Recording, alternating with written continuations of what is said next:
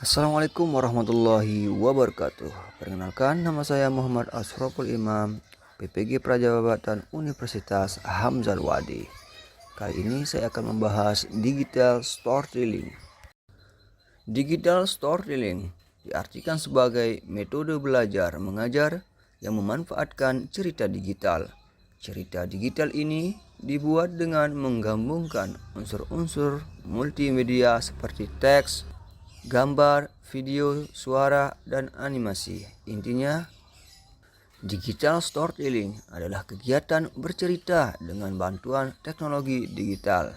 Tujuan dari pembelajaran digital storytelling yaitu untuk meningkatkan motivasi belajar siswa, mengembangkan keterampilan bercerita dan berkomunikasi, membantu siswa memahami materi pelajaran dengan lebih baik, melatih kreativitas dan keterampilan berpikir kritis siswa, meningkatkan kemampuan literasi digital siswa. Berikut penerapan pembelajaran digital storytelling. Pada capaian, peserta didik mampu mengidentifikasi dan menyajikan berbagai bentuk keragaman suku bangsa sosial budaya di lingkungan sekitar, di mana tujuan pembelajarannya peserta didik mampu mengidentifikasi alur cerita si kancil dan jerapah. Kemudian peserta didik mampu menguraikan alur cerita si kancil dan jerapah. Kemudian peserta didik menentukan isi alur cerita si kancil dan jerapah. Alat dan media pembelajar yang digunakan. Di sini ada laptop, handphone, Google Meet, YouTube, dan Google Form. Pada kegiatan awal, proses pembelajaran akan dilaksanakan secara daring melalui Google Meet dan link akan dibagikan melalui WhatsApp grup kepada peserta didik. Kemudian kedua, guru memberi salam dan meminta salah satu peserta didik untuk memimpin doa. Kemudian guru melakukan absensi dengan meminta peserta didik mengisi link. Selanjutnya, absensi Google Form melalui text box pada Google Meet. Kemudian guru menyampaikan kompetensi dasar, tujuan dan aktivitas yang akan dilakukan pada pembelajaran virtual hari ini. Selanjutnya pada kegiatan inti, di mana tahap membuka dan mengawal kegiatan. Guru meminta peserta didik untuk fokus dan menanyakan kesiapan mendengar dan menonton cerita si kancil dan jerapah. Kemudian guru menyampaikan sinopsis isi cerita secara singkat untuk memberikan gambaran kepada peserta didik mengenai alur cerita.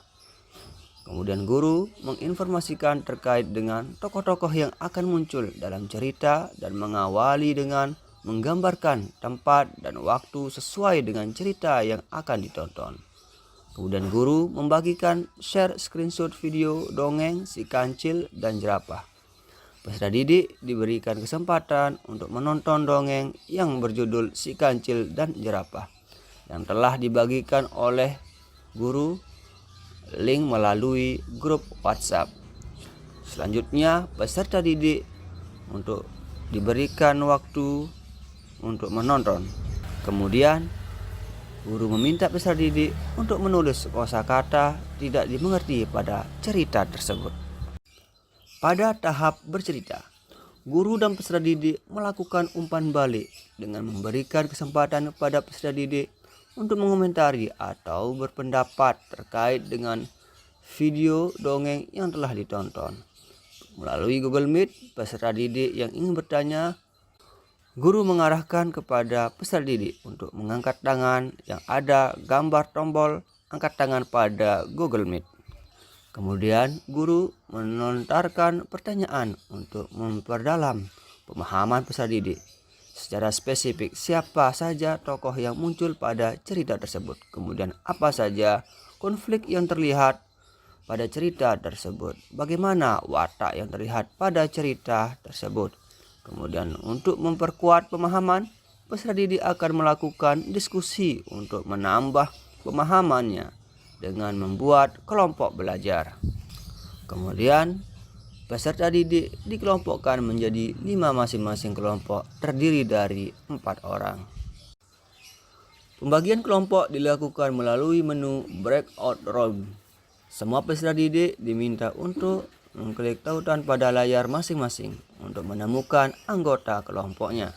Kemudian guru memberikan pertanyaan pada peserta didik untuk menemukan unsur intrinsik, tokoh dan watak, dan pesan moral yang terkandung pada cerita tersebut, serta berlatih menceritakan kembali sesuai dengan cerita dongeng yang telah ditonton sebelumnya.